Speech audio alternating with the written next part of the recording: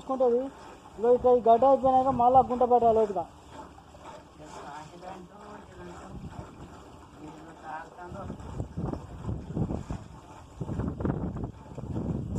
చల్లబడుతుంది కొద్దిగా గొల్లి పడుతుంది. ఇక రెండింటికి సొక్క కొడుతుంది ఎండ ఫుల్ ఎండ కొడుతుంది.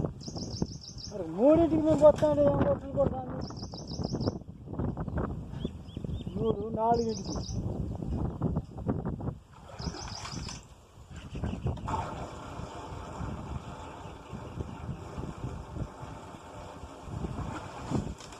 ఓనా అది ఇప్పు లబ్బర్ ఇప్పుకోదాంది.